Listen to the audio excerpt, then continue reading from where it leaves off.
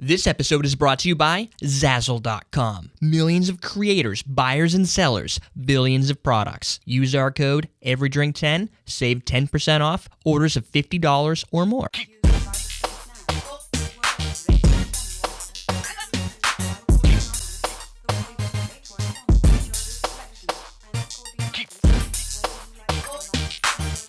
Welcome to Call Man Cocktails. I'm your host, Eric Schomer. Today we're going to make the fog cutter. This recipe, actually ArcLight on Twitter sent this recipe because I mentioned something about last week about, Tiki Week. And it's like, fog cutter. And I'm like, no, but I could do it the week after.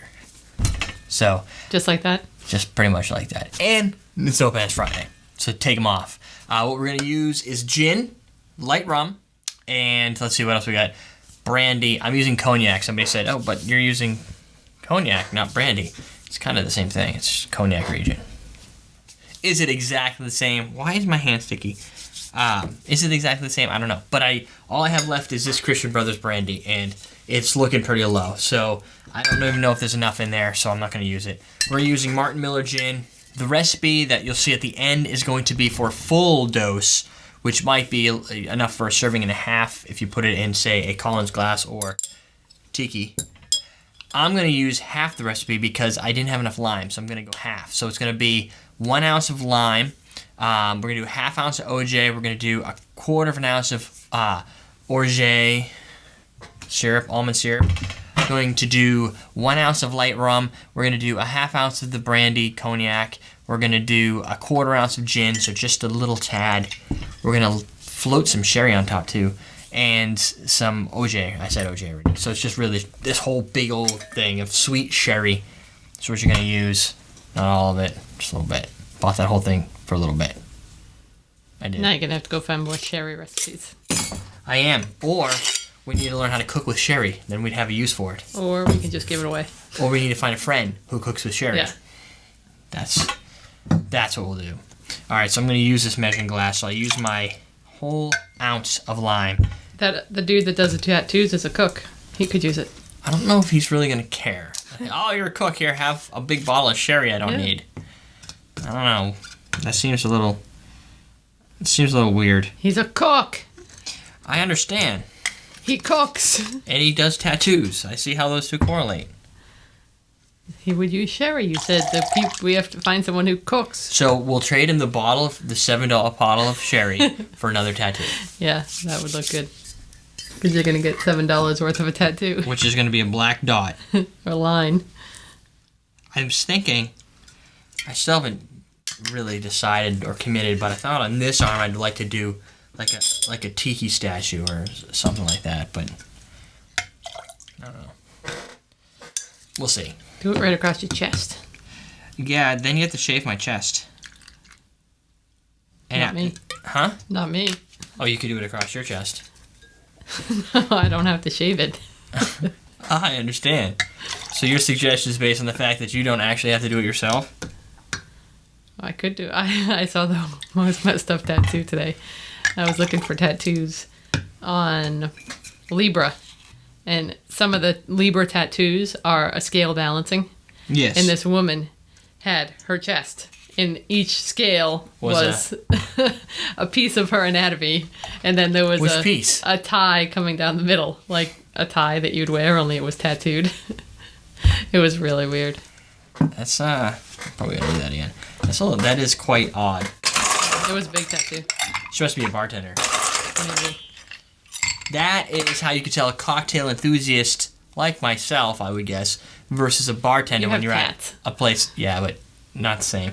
The people at Tales of the Cocktail, like, you could tell the bartenders from all the mixologists because the bartenders are covered in tats. Mixologist, not so much. Anyway, this is gonna be good. Shake it up.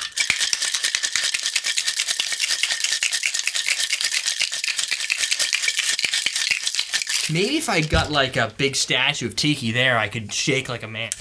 Maybe. And then you can make it dance by shaking. You gotta get another one on this arm.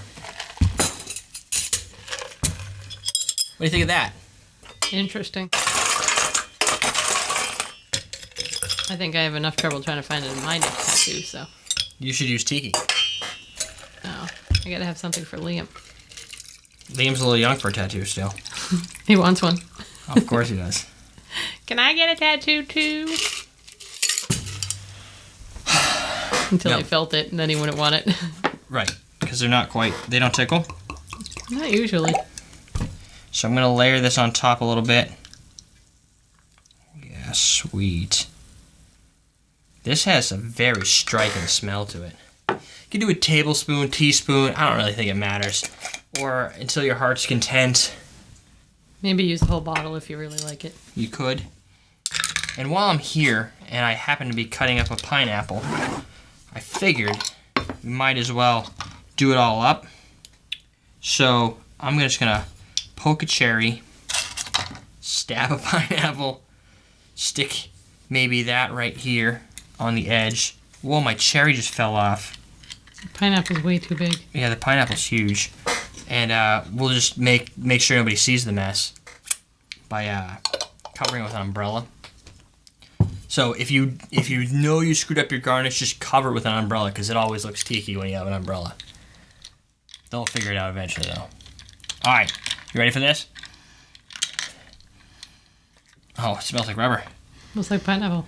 Pineapple and sherry, which is kind of like almost like a very fortified sweet wine.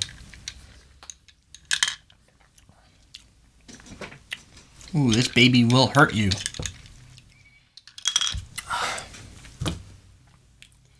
Very, I think I've had this before.